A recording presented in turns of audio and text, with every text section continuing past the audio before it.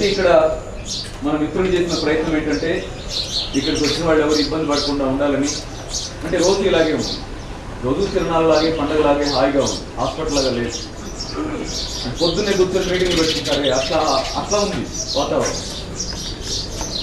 బాధతో ఆవేదనతో అయ్యో అంటే అట్లా లేదు.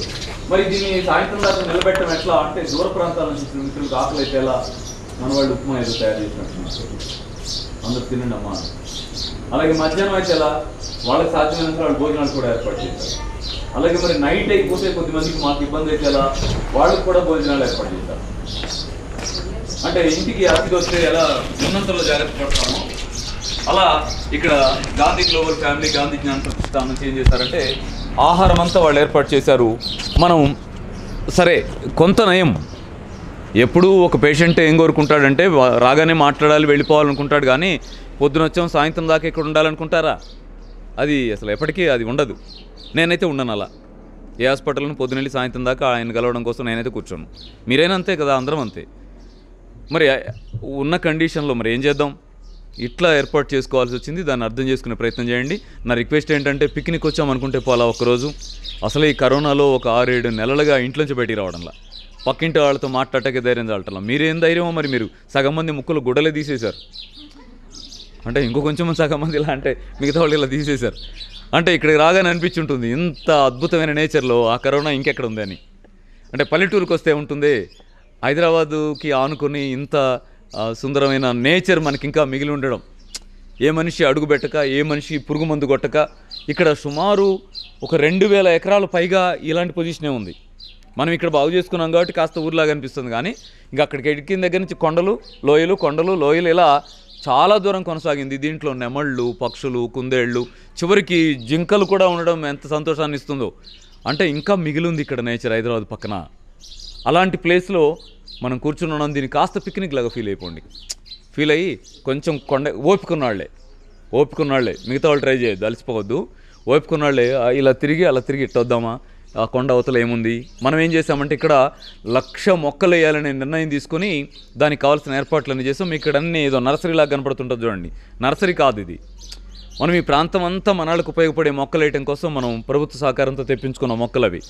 చింత చెట్లు, దానిమ్మ చెట్లు, బత్తాయి చెట్లు, మామిడి చెట్లు, జామ చెట్లు, ఖర్జూర చెట్లు, ఇంకా వాళ్ళు టేకు మొక్కలు కూడా పంపారు చుట్టేయండి అంచుల్లో అని. అలా రకరకాల మొక్కలు దగ్గర 60,000 మొక్కలు మనకి ఇచ్చారు వాళ్ళు.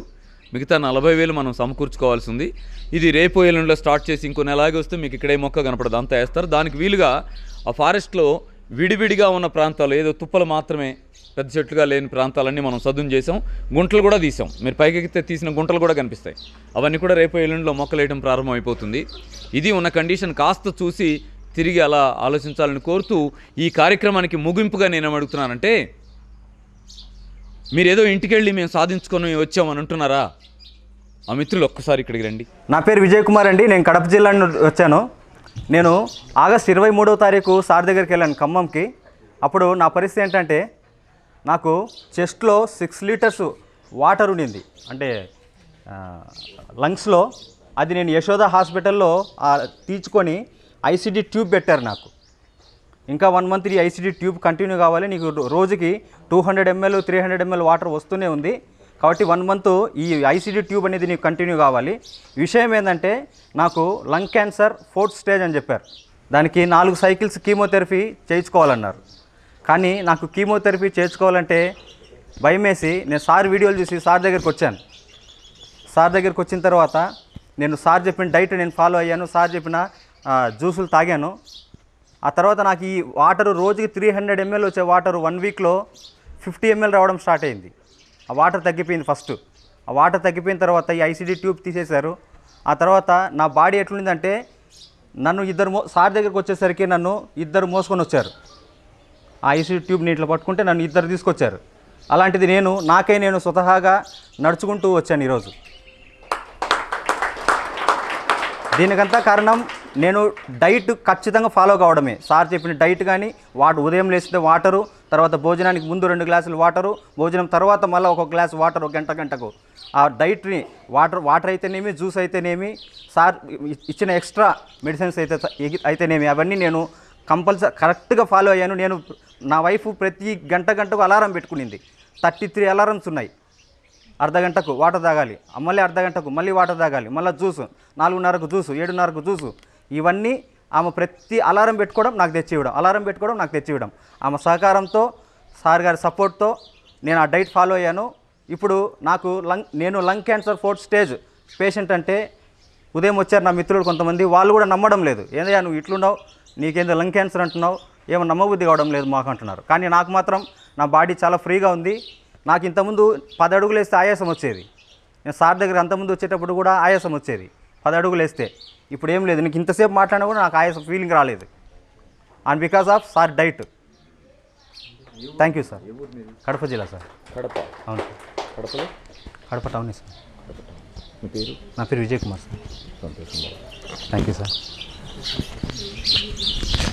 విజయ్ కుమార్ సార్. ఫ్రెండ్స్, మనమంతా ఆయన ఇంకా బాగోవాలని సంతోషపడదాం. ఆయన నేను బాగయ్యాను అంటున్నాడు. మోసుకొచ్చిన మనిషి నడిచొస్తేనే హాయిగా అనిపించింది కదా. ఇంకా ఇంకా బాగా అవ్వాలని, ఆ లక్షణమే లేకుండా పోవాలని మనం అందరం మనస్ఫూర్తిగా కోరుకుందాం. హాయిగా ఆయన కోసం తప్పట్లు కొట్టండి. నాకు చాలా సందర్భాల్లో ఆశ్చర్యం వేస్తూ ఉంటుంది. ఈ బాబు 4th స్టేజ్ క్యాన్సర్ అండి అని ఉపన్యాసం చెప్పేస్తుంటే, నేచర్కి సంబంధించిన విషయాలు మామూలు విషయాలు కదా మనం మాట్లాడుకునేది. అంటే ఎంత సామాన్యమైన విషయాల్లో మేము చెప్పేది. మంచినీళ్ళు తాగండి, జ్యూస్ తాగండి, పళ్ళు తినండి. వీటితో మనవాళ్ళు బాగవుతుంటే అసలు ఇంత గొప్పదా నేచర్, మనల్ని సృష్టించిన అమ్మ ఇంత గొప్పదా అని ఎంత హాయిగా అనిపిస్తుందో. బళ్ళారి నుంచి వచ్చాను, కర్ణాటక స్టేట్. సార్ వీడియోస్ యూట్యూబ్లో చూసి నేను ఫాలో అయ్యాను.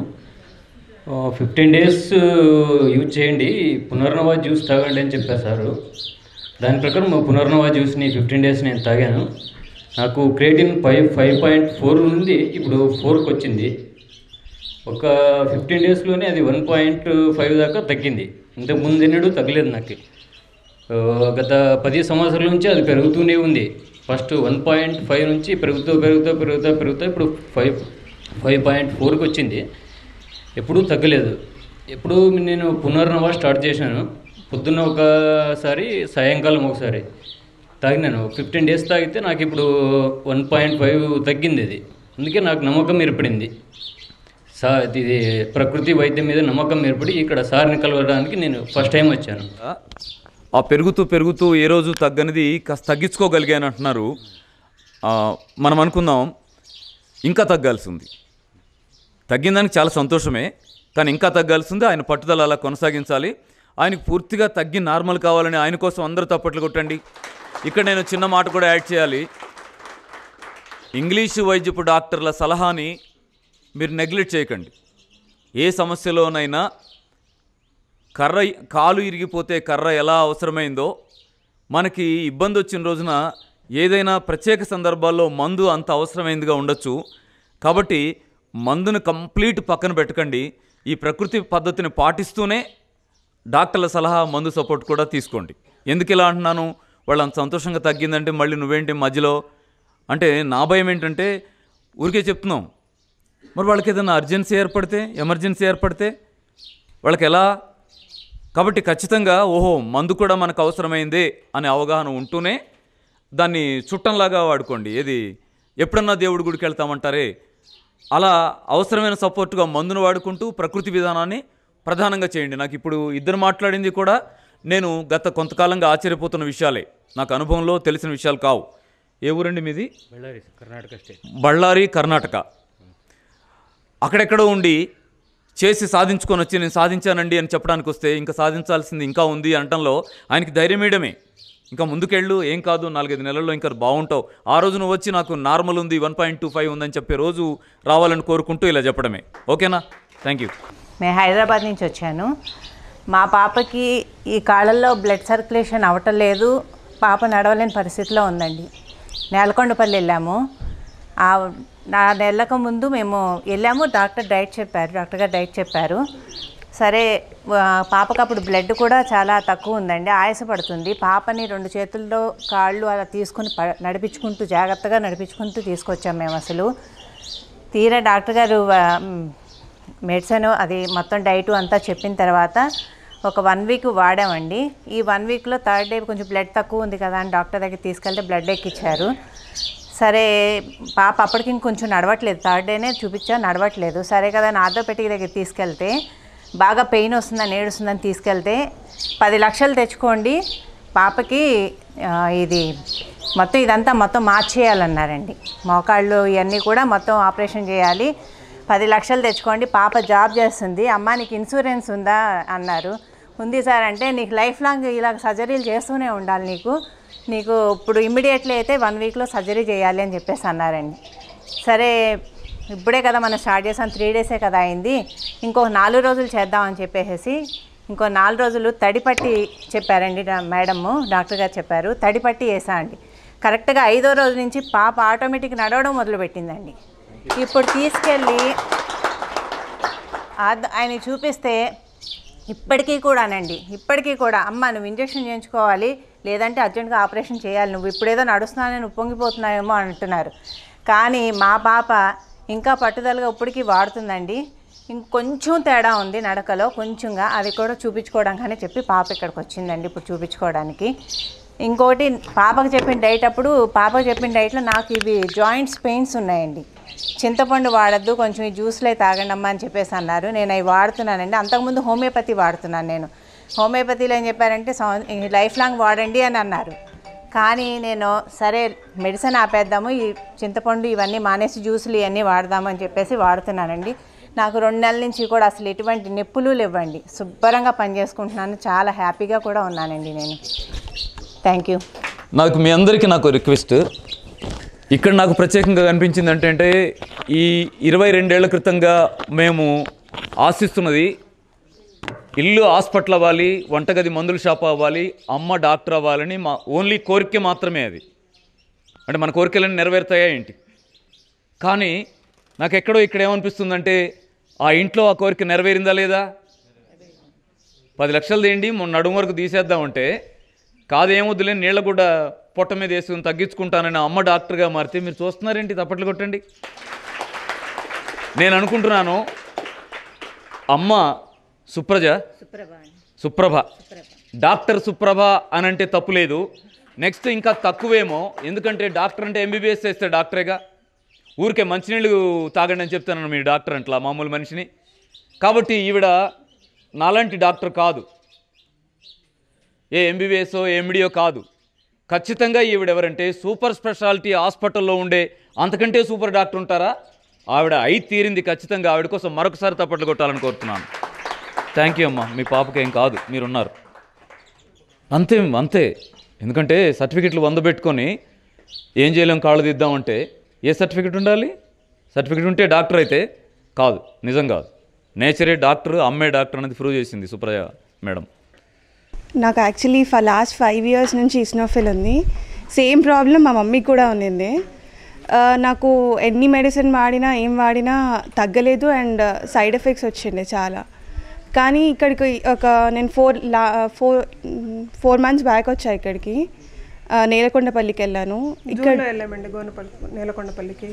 సో అక్కడ డైట్ షీట్ ఇవన్నీ ఫాలో అయినాక ఇప్పుడు నేను నార్మల్ అయిపోయా, చాలా తగ్గిపోయింది. అండ్ నార్మల్గా అందరితో పాటు అన్నీ పడుతున్నాయి, ఫుడ్ అన్నీ బాగున్నాయి ఇప్పుడు నేను. Thank you. ఆబ్వియస్గా మమ్మీ చేసింది, రోజు జ్యూస్ చేసి ఇచ్చేది, డైట్ షీట్ మొత్తం పాటించేది మమ్మీ. నేను జస్ట్ తిని పెడతాను. మా అమ్మ తిని పేరు శ్రీదేవి, ఏం చేసినా తనే చేస్తుంది.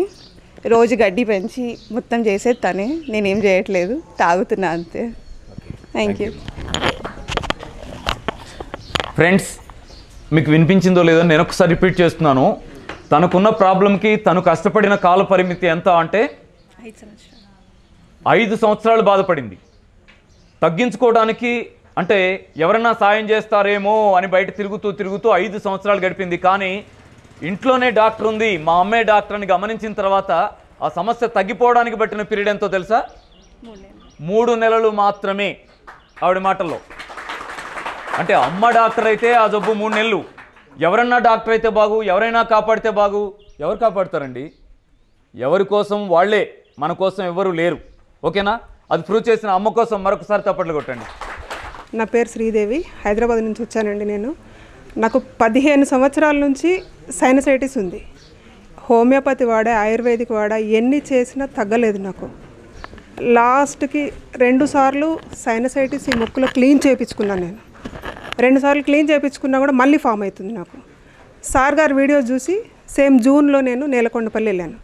వెళ్తే సార్ డైట్ చెప్పారు, జ్యూసులు తాగాను. గోధుమ గడ్డి ఇంట్లో పెంచుకుంటున్నాను నేను. ఇంట్లో పెంచుకొని తాగుతున్నాను. ఇప్పుడు 4 మంత్స్ నుంచి నేను వాడుతున్నాను. నాకు చాలా రిలీఫ్ ఉంది, చాలా బెటర్ ఉంది, తగ్గింది ఇప్పుడు చాలా వరకు. తర్వాత నేను ఈవెన్ చల్లది కూడా ఏం తినలేకపోయేదాన్ని. కొంచెం చలికాలం వచ్చిందంటే బయటకు వెళ్ళేది కాదు, ఇంట్లోనే ఉండాలి. ఎర్లీ మార్నింగ్ వెళ్ళలేను, రాత్రి వెళ్ళలేను, మధ్యాహ్నం మాత్రమే వెళ్ళేది. ఇప్పుడు మాత్రం సార్ మెడిసిన్ వాడిన తర్వాత 100% బయట తిరుగుతున్నాను. తలనొప్పి వచ్చేది నాకు, అది కూడా తగ్గిపోయింది. కొంచెం ఒక 10% అలా ఉంది ఇప్పుడు. ఈ సైనస్ అనేది మోకాల నొప్పులు కూడా ఉన్నాయి. మోకాల నొప్పులు ఒక 4 ఇయర్స్ నుంచి ఉన్నాయి. దానికి హోమియోపతి, ఆయుర్వేదిక్ వాడాను, తగ్గలేదండి. సార్ది వాడిన తర్వాత చాలా తగ్గింది. ఒక 10% మాత్రం ఉందండి ఇప్పుడు. అది కూడా మళ్ళీ సార్ సలహా తీసుకొని పాటించేసి తగ్గించుకుందామన్న ఆలోచనతో వచ్చానండి. నమస్తే అండి. నేను ఇక్కడ ఈ కార్యక్రమాన్ని ఆపుతూ మీ దృష్టికి ఒకటి తీసుకొస్తున్నాను. వీళ్ళందరూ మాట్లాడిన తర్వాత మన ఇంప్రెషన్ ఏంటి? ఖచ్చితంగా మీరు వచ్చిన ఏ సమస్య అయినా కూడా ఇంతకంటే సీరియస్ అయితే అయి ఉండదు కదా. క్యాన్సర్ కంటే సీరియసా? ఆ కిందంతా తీసేద్దాం 10 లక్షలు దేండి అనే దానికంటే సీరియసా? 5 సంవత్సరాలు ఆ పాప అనీజీగా ఫీల్ అయిన దానికంటే సీరియసా? ఆ అమ్మ సైనస్కు 2 సార్లు వాళ్ళు ఆపరేషన్ అంటారు దాన్ని, అమ్మ సింపుల్గా ఇంట్లో బాగు చేసుకుంది. అర్థమైందా? కాబట్టి ఏమనుకోమనంటున్నానంటే పాటిద్దాం, మనల్ని గెలిపించడానికి నేచర్ సపోర్ట్ మనకు ఉంది, గెలిచి తీరదాం అనే పట్టుదలకి రండి. ఆ పట్టుదల ఎంతకాలం కొనసాగాలి? కనీసం 4-5 నెలలు కొనసాగాలి. నెల 2 నెలలు 3 నెలలు అంటే నువ్వు 4-5 నెలలు అంటావు అనుకోండి, ఇంకో నెల పెంచే అనండి, 6 నెలలు అనండి. ఎందుకంటే కొందరి శరీరాల్లో సమస్య త్వరగా పరిష్కారం కావచ్చు, కొందరి శరీరాల్లో సమస్య కొంచెం టైం తీసుకోవచ్చు. కాబట్టి ఏమనుకోండి అంటే బాగా దీర్ఘకాలిక సమస్యలు ఉన్నవాళ్ళు ఈ ఆహార పద్ధతిని నేను 5-6 నెలలు పాటిద్దాం అనే డెసిషన్ తీసుకోండి. తీసుకుంటే ఆ లక్షలు ఖర్చు తప్పుద్ది అని నేను అనడం లేదు. అవసరమైతే అవును పెడతాం, మన కోసం కాకపోతే ఉన్నదంతా దేనికుంది, పెడతాం, అది అనడం లేదు. నేనేమంటున్నానంటే లక్షలు పెట్టి ముగిసిన తర్వాత కూడా పట్టుకెళ్ళండి ఇంటికన్నా కేసులు మనం చూడడం లేదా, అది నేను అడుగుతున్నది. మొన్న గదు 3,50,00,000 మందులు ఆయన శరీరం నిండా ఎక్కిస్తే ఆయన లేడంటే ఆంధ్రప్రదేశ్ తెలంగాణ కాదు ప్రపంచవ్యాప్తంగా ఉన్న తెలుగు ప్రజలందరూ కూడా ఇంట్లో మనిషి పోయాడేమో అన్నంతగా మనం బాధపడింది.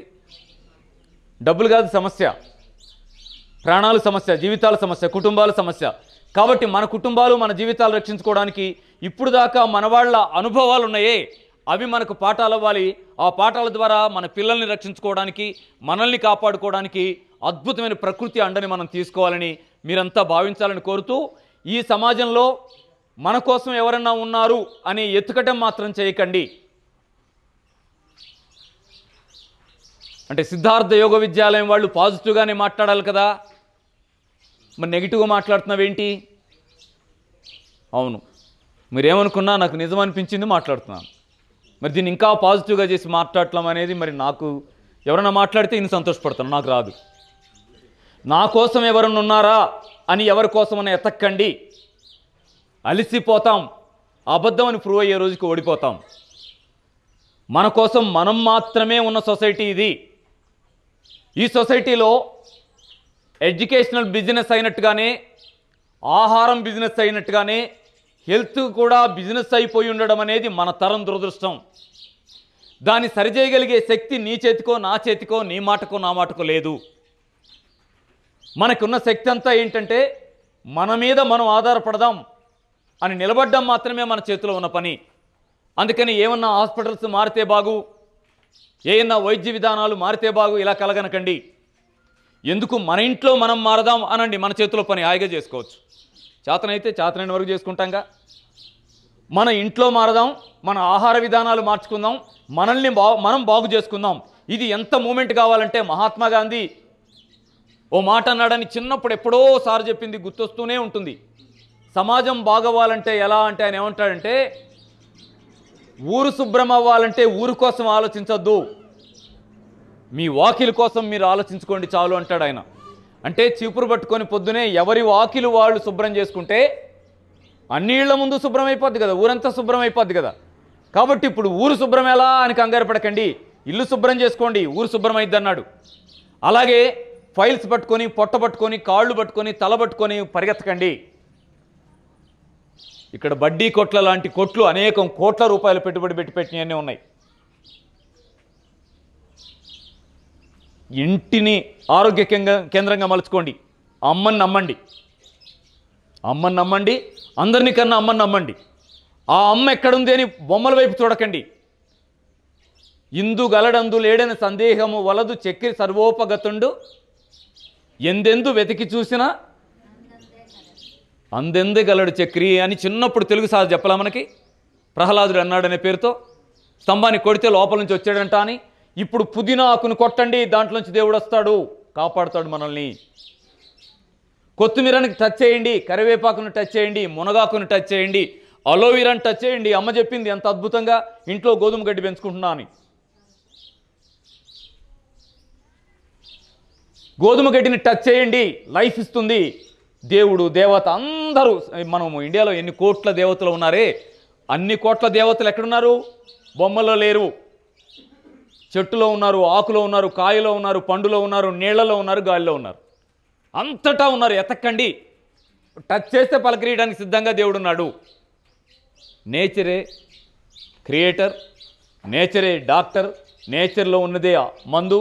అసలు నేచరే సర్వం. దేవుడు అంటే ఎవరన్నా ఉన్నారు అంటే అది నేచరే, మట్టి పట్టుకున్న దేవుడే. ఓకేనా? ఓకేనా? ఓకే అని మీరంటే లోపలది ఇంకా చల్లారటం కోసం చిన్న చెప్పి ముగించుకుంటాను. అంటే రోజు రోజు రోజు అది రగులుతానే ఉంది అక్కడ. 7 రూట్స్ అని హెలెక్స్ హేలీ రాసిన బుక్ ఒకటి ఉంది. ఆ పుస్తకంలో ఆ ముందు మాటలోనో కాస్త 4 పేజీల లోపలికి వెళ్ళిన తర్వాతనో చిన్న కథ ఉందండి. హెలెక్స్ హేలీ అని దక్షిణాఫ్రికా అతను రాసిన పుస్తకం, అది 7 రూట్స్ అని ఉంది. దానిలో ఒక బామ్మ, అమ్మమ్మ పిల్లలందరినీ కూర్చోబెట్టుకొని కథ చెప్తూ ఉంటుంది. ఆ కథని సింప్లైజ్ చేసి 4 మాటల్లో మీకు చెప్తానేనండి. చేపలు పడదామని వాళ్ళు వలగట్టారట చెరువు దగ్గర. ఆఫ్రికా చెరువుల్లో ముసళ్ళు కూడా ఉంటాయి కదా, ముసలి పడింది. తను తాను కాపాడుకోవడం అటు ఇటు గిలా గిలా అలా ఇబ్బంది పడింది. ఆ వల వైర్లన్నీ చుట్టుకుపోయినాయి తప్ప బయటికి రాలేకపోయింది. రాత్రి అంతా గడిచిపోయి తెల్లారుతూ ఉంది. తెల్లారుతూ ఉంటే ముసలికి భయం పెరుగుతూ ఉంది. ఎందుకు వాళ్ళు వచ్చేస్తారుగా, చంపేస్తారుగా. అసలు మనమైతే గజగజ వణుకుతామంటే ఆ పొజిషన్కి వచ్చేసింది. ఎలా రా బ్రతకటం ఎలా, బ్రతకటం ఎలా అని ఆలోచిస్తున్న టైంకి ఆ చెరువు కొట్ట మించి ఒక కుర్రోడు నడిచెళ్తున్నంట. ఓ బాబు చిన్నోడు నడిచెళ్తుంటే వాడిని పిలిచి ముసలి అడిగిందట, నాన్న భయం అవుతుంది, చంపేస్తారమ్మా, ఇంకాస్త టైం తీసుకుంటే నన్ను కాపాడవా అని అడిగిందట. అడిగితే బాబు సరే ఆ కట్లు ఇప్పేస్తే సేఫే కదా అని కట్లు ఇప్పుదామని దగ్గరికి వెళ్ళి డౌట్ వచ్చి అడిగాడంట ముసలిని, ముసలి నేను కట్లు ఇప్పుతాను కానీ కట్లు ఇప్పిన తర్వాత నన్ను ఏమైనా పట్టుకుంటావా అని. అంటే కాపాడిన వాడిని మోసం చేయడం అదేలా, నమ్మిన వాడిని మోసం చేయడం ఎక్కడన్నా ఉంటుందా?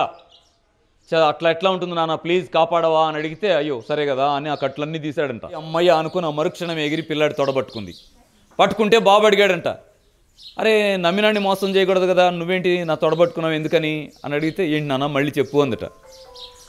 నమ్మిన వాడిని మోసం చేయకూడదు కదా, మరి నమ్మి కట్లు తీస్తే నన్ను తొడబట్టుకున్నావు, ఇది మోసం వద్దు కదా, తప్పు కదా అన్నాడంట. నవ్వి ముసలందట, తప్పు నాన్న నీకు నాలెడ్జ్ లేదు, నమ్మిన వాడినే రా మోసం చేస్తారు, అలా అన్నావేంటి, తప్పు నీకు తెలివి లేదమ్మా, నీకు చిన్నాడు కదా అని ముసలి చెప్పిందట. చెప్తే బాబు అన్నాడు, నువ్వు తప్పు మాట్లాడుతున్నావు, మా అమ్మ ఏం చెప్పిందంటే నమ్మినాడిని మోసం చేయొద్దని చెప్పింది, మా అమ్మ మంచిది, ఆమె అస్సలు అబద్ధాలు ఆడదు, కరెక్టే చెప్పింది, నువ్వే తప్పు చెప్తున్నావు అన్నాడంట. అంటే ముసలికి అర్థం కాలేదు, వీడిని ఎక్కడ కన్విన్స్ చేయాలి, అసలు ఆకలేస్తుంది అని చిరాకేసి ముసలి రాజీగా ఒక చిన్న మాట చెప్పిందట. ఏమనంటే, దారిని పోయే వాళ్ళని ఎవరన్నా ముగ్గురిని అడుగుదాం, మిమ్మ చెప్పింది రైట్ అంటే నిన్ను వదిలేస్తా, మిమ్మ వంటగదిలో హాల్లో తప్ప రోడ్డెక్కి చూడలేదు ఆవిడ, అందుకే నిజం తెలియలేదు, నమ్మినా నేను మోసం చేస్తారు చిన్న అని ముసలి చెప్పింది. సరేలే నీకోసం అని చెప్పని రోడ్డును పోయే వాళ్ళ కోసం చూస్తూ ఉంటే రోడ్డున ఒక ఆవు వెళుతూ ఉంటే దాన్ని పిలిచారు ఆ చెరువు కట్ట మీద. ఆవు ఇలా జరిగిందని మొత్తం చెప్పి నమ్మినాళ్ళ మోసం చేయొచ్చా, నువ్వేమంటావు, నీ ఒపీనియన్ ఏంటి అని అడిగితే ఆవు చెప్పిందట, సారీ నేను చెప్పలేను, ఎందుకంటే చిన్నప్పుడు గంగడోలు దువ్వుతూ ఉంటే మా ఫ్రెండ్స్ ఏమో అని వాళ్ళ భుజం మీద తలబెట్టుకుని హాయిగా ఫీల్ అయ్యాను. పెద్ద అయిన తర్వాత మెడ మీద తెచ్చి కర్ర పెడితే సరేలే మనలే కదా అని బండి దోలి పెట్టాను, పొలం దున్ని పెట్టాను. ఆ తర్వాత పిల్లలు పుడితే వాళ్ళ మూతికి చిక్కం కట్టేసి నాకు తాళ్ళకి కాడు కట్టి పాలన్నీ ఆళ్ళు పిండుకుంటుంటే ఏమో సరేలే అని ఊరుకున్నాను. కానీ పెద్దయినట్టే నా కొడుకులందరినీ వీళ్ళు, నా పిల్లలందరినీ వీళ్ళు సంతలో అమ్ముతున్నా కూడా భరించాను. వయసు అయిపోయిందయ్యా, ఇవాళ పనిచేయలేని ముసలితనంలో ఉంటే కట్టుకొని పిలిచి దీని తోలుకి ఎముకలకి నీకు డబ్బులు వస్తాయా అని బేరం ఆడుకుంటున్నారు. చూసి భయం వేసి పారిపోయేస్తున్నాను, సారీ నేను మీ విషయంలో నేను కల్పించుకోలేని అది వెళ్ళిపోయిందట.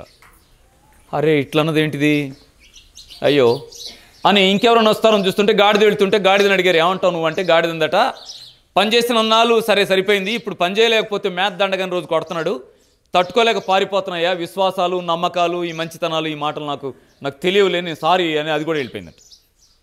అప్పుడు భయమైంది. ఎవరికి? ముసలికా? కాదు, బాబుకి. వచ్చిన వాళ్ళంతా ఇట్లా చెప్తున్నారేంటి, మరి ఇంకొకళ్ళు ఇట్లా చెప్తే ఏం కావాలి, ఎట్లా రా అని వీడి భయం గడగడ వణుకొచ్చేస్తుంది, చెమట కూడా వస్తుంది. ఏం చేద్దామని చూస్తుంటే అప్పుడు అటు కుందేలు వెళుతుంది. కుందేలుని అడిగారట, కుందేలు ఏంటి ఈ విషయంలో నువ్వేమన్నా చెప్పంటే, ఏంటి మళ్ళీ చెప్పండి అందట. మళ్ళీ చెప్పండి అంటే, కాదమ్మా ఇలా జరిగింది, ఏమంటావంటే చెవులు టపటపా కొట్టి అదందట. ఎట్టెట్ట మళ్ళీ చెప్పండి అందట. అయ్యో ఇది ఎక్కడ గోలా అని మళ్ళీ వివరంగా చెప్పి, ఎట్లమ్మా నువ్వేం చెప్తావు చెప్పు నువ్వు అంటే, అప్పుడు మళ్ళీ అది చెవులు టపటపా కొట్టి అందట. మీరేం చెప్పారో నాకు ఒక్క ముక్క అర్థం కాలేదు, ఎందుకంటే నా చెవులు చాలా బారు కదా, మీరు చెప్పే మాటలు ఇలా తగిలి అలా తగిలి గాలిలో కలిసిపోయినాయి, కాబట్టి నేనేం చెప్పలేను, తెలియని విషయాల గురించి మాట్లాడటం మా జాతిలోనే లేదందట. అంటే ఎట్లా నీకు తెలియాలంటే ఏం చేయాలంటే, జరిగినట్టు మళ్ళీ చేసి చూపించండి, మీరు మొదటి నుంచి అంతా చేసి చూపించండి, కళ్ళతో చూస్తా కదా, దాంట్లో తప్పేదో రైట్ ఏదో ఒక మాట చెప్తా అందట. అంటే ముసలి కుందేలు మాటలు నమ్మి, నాన్న నువ్వును కుందేలు కలిపి కట్టండిరా మళ్ళీ మొదటి నుంచి చేద్దాం అని అంటే ముసలిని తీసి మళ్ళీ వల్లో కట్టారు. కట్టిన తర్వాత ముసలి అడిగిందట, ఏమనంటే మరి ఇప్పండి మరీ తొడబట్టుకుంటా అని. అప్పుడు కుందేలంది, ఏంటమ్మా ఏం పట్టుకుంటావు అని. ముసలికి అర్థమైంది, ఇప్పుడు ఏంటిది అన్యాయం కదా, మోసం కదా అంటే. అప్పుడు వీళ్ళు అన్నారు, మోసమా, నువ్వు ఇందాక చెప్పిన పాఠమే కదా మేము చెప్పింది, సరే కానీ ఊళ్ళో వాళ్ళు ఏంటి మాంసం తింటారా, ముసలిది మీ వాళ్ళు అంటే తింటారండి, ఊళ్ళో చెప్పారా అంటే. ఊళ్ళోకి వెళ్ళిన తర్వాత వాళ్ళంతా వేట కత్తులు వేసుకొచ్చారు, కొబ్బరికాయలు నరికే కత్తులు లాంటివి ఏమున్నాయో అవన్నీ పట్టుకొచ్చారట. పట్టుకొచ్చిన తర్వాత దాన్ని సరే ఆఫ్రికన్ ముసలి అంటే మన స్టేజ్ దగ్గర నుంచి ఆ గోడ దాకా ఉందేమో, 2 రోజులకు 3 రోజులకు సరిపోయే ఆహారం అని వాళ్ళు మాంసాహారం తినే ఇష్టంగా హాయిగా ఫీల్ అయ్యి పండగలాగా చేసుకుంటున్నారు అక్కడ. అప్పుడు కుందేలు భావించిందట, ఏమనంటే ప్రపంచంలో అన్నదానం కంటే ఉత్తమమైన దానం ఉందా? లేదు. ఒకళ్ళకి అన్నదానం చేయటం మీరు ఊరు మొత్తానికే 4-5 రోజులకు సరిపోయేట అన్నదానం చేశానంటే, ఆహా నా జన్మ ధన్యం అయిపోయిందని అక్కడ ఎగురుతుందట సంతోషంగా. చెంగనాలు దోలుతుంది, కుప్పి గంతులు వేస్తుంది అంటామే, అలా ఎగురుతుందట. ఎగురుతుంటే మీరంతా నవ్వుతున్నారు కదా, అంత సంతోషంగా అది ఉంది. ఉంటే ముసలి మాంసాన్ని మొక్కలు కోస్తున్నటువంటి మనుషులకి కుందేలు మాంసం తినటం కూడా వచ్చు, అది కుందేలుకి తెలియదు. ఇసుకొని కుక్కల్ని తోలితే, కుక్కలు ఎంటబడితే పరిగెత్తి ప్రాణభయంతో పరిగెత్తి పొదలో దూరితే కూడా పట్టి పగలు తీరి తెచ్చిస్తే అది కూడా మనవాళ్ళు వండుకొని తిన్నారట. కథ ముగిసింది ఫ్రెండ్స్. నేనేం అడుగుతున్నానంటే, కథ ప్రారంభంలో కాస్త నవ్వారే, కథ మధ్యలో బాగా నవ్వారే, కుందేలు ఎంటర్ అయిన తర్వాత బాగా నవ్వుతున్నారే, వెంటనే మొఖాలేంటి అలా మాడిపోయినాయి? ఎందుకో తెలుసా? కథలో ఆవులం మనం ఈ సమాజంలో, కథలో గాడిదలం మనం ఈ సమాజంలో. సార్ ప్లీజ్, నిజమే, కథలో కుందేళ్ళం మనం ఈ సమాజంలో, సాయం చేసేమని సంతోషపడుతుంటాం. అందుకే విశ్వాసం అనే మాటకి ప్రతిదీ బిజినెస్గా మారిన సొసైటీలో అర్థాన్ని తాత్పర్యాన్ని ఎతకటం కోసం ప్రయత్నం చేస్తే చివరికి కుందేళ్ళుగా మిగులుతాం మనం. నమ్మద్దు, ఎక్కడా నమ్మద్దు, ఎవరిని నమ్మద్దు. రామచంద్ర మంచాడు, ఎవరు చెప్పారు మంచాడని? నమ్మద్దు. నమ్మండి, ఖచ్చితంగా నమ్మండి, విశ్వసించండి. ఎవరిని? అమ్మని మాత్రమే. ఇంట్లో ఉన్న అమ్మని విశ్వసించండి. ఎంగిలి పళ్ళెం కూడా నువ్వే గడగమ్మ అనకండి. అమ్మో అమ్మ దేవతరా అని కడగండి. మీరు తిన్న పళ్ళెం కడుక్కోండి, మీరు తాగిన గ్లాస్ కడుక్కోండి, మీరు తొడుక్కున్న బట్టలు ఉతుక్కోండి ప్లీజ్. అమ్మకి చేత కాదో చేత వద్దో, ఒక గది 3 గదులు ఉంటే 4 గదులు ఉంటే ఒక్క గదిని మీరు ఊడ్చిపెట్టండి. అమ్మ దేవత, అమ్మని నమ్మండి, బాగుపడతాం, 100 ఏళ్ళు శుభ్రంగా బతికుంటాం ఇంట్లో. మాసిన బనీని కూడా అక్కడ పడేసి అమ్మ నా బనీని ఉతకలేదు అనకండి ప్లీజ్. అందరినీ అమ్మల్ని కన్నా అమ్మని నమ్మండి, ఆరోగ్యాన్ని బాగు చేసుకుంటాం. Thank you.